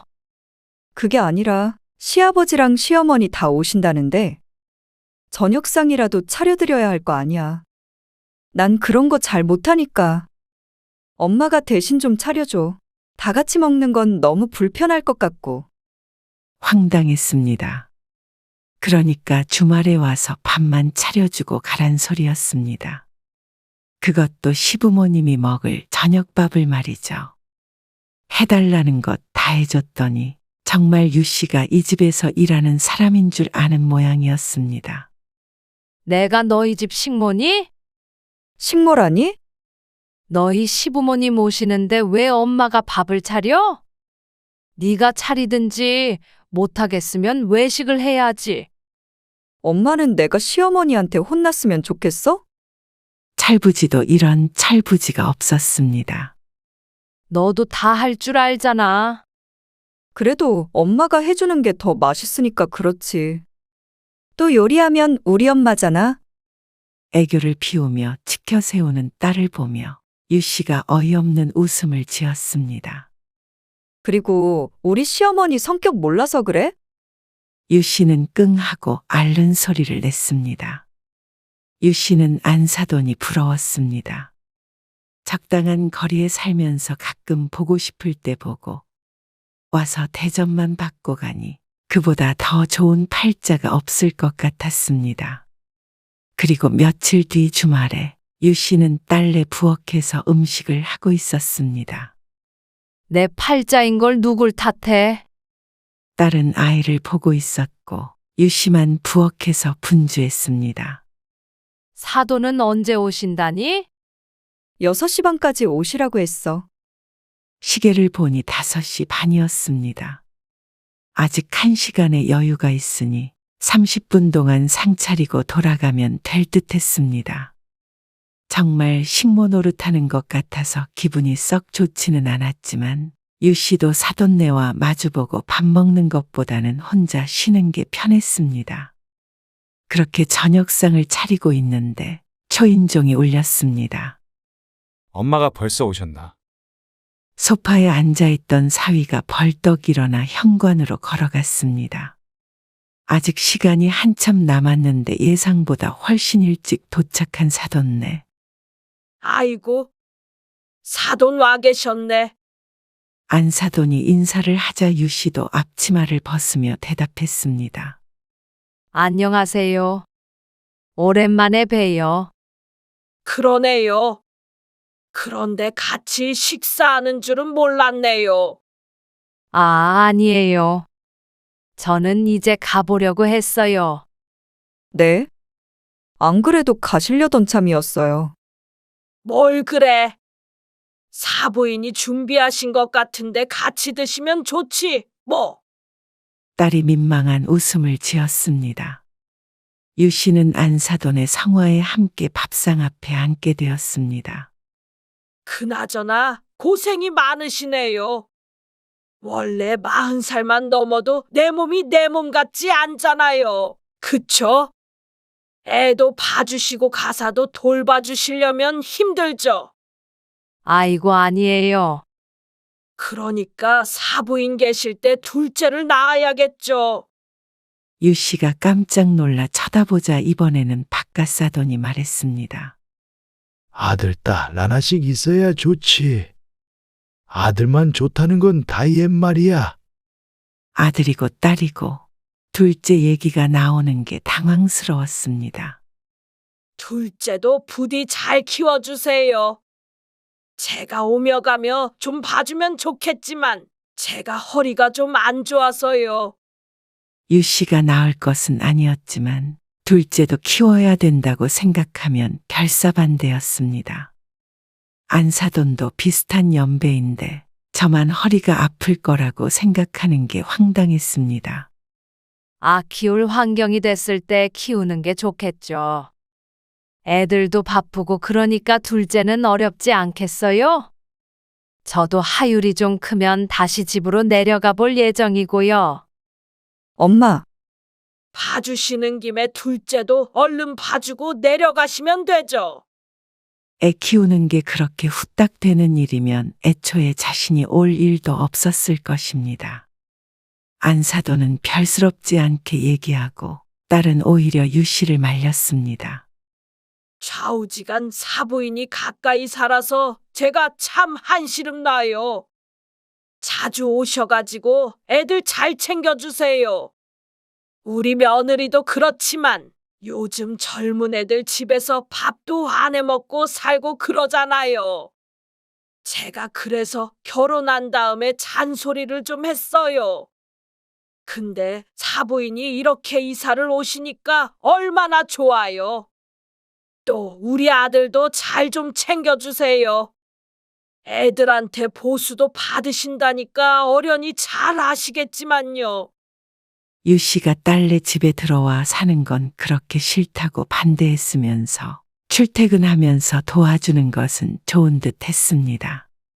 며느리는 못 믿었고 아들 밥 챙겨줄 사람이 왔다 갔다 하니 안심이 되는 모양이었습니다.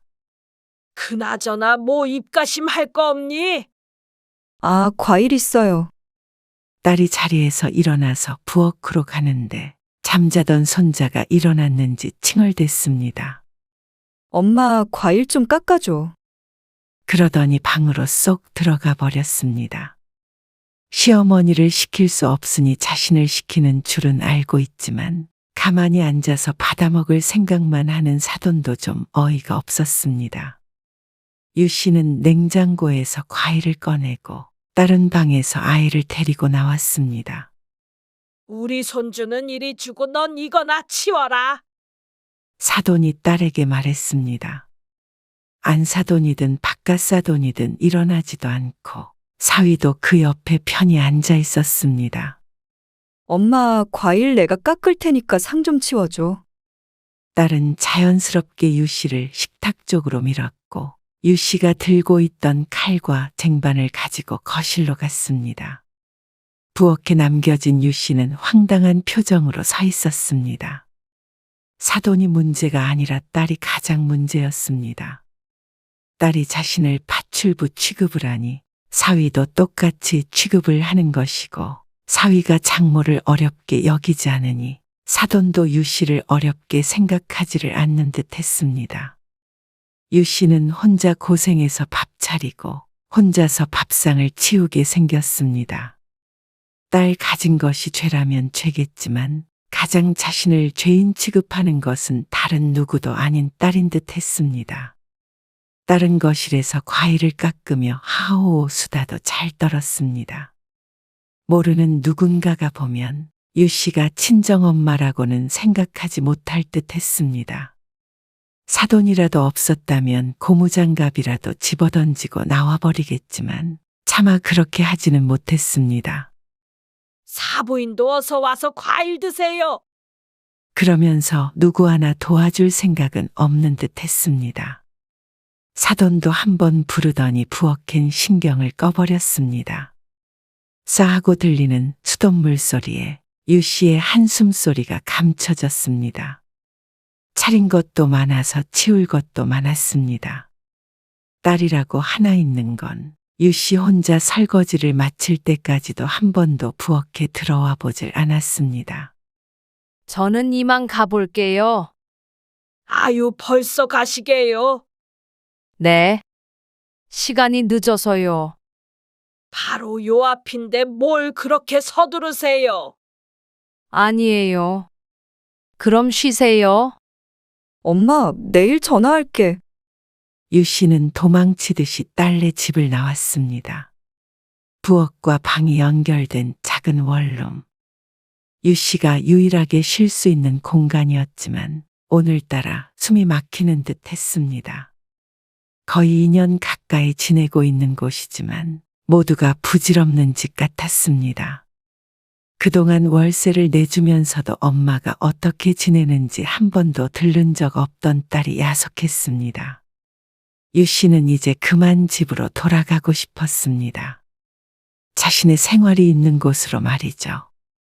2년이었지만 자신의 삶보다 딸의 삶을 우선시했던 결과가 이런 초라한 밤이라면 이제는 그만하고 싶었습니다. 자려고 누워서도 한참을 뒤척였습니다. 일요일에도 딸에게서는 전화가 오지 않았고 월요일이 되었습니다. 딸의 집으로 향한 유 씨는 출근하려던 딸을 붙잡았습니다.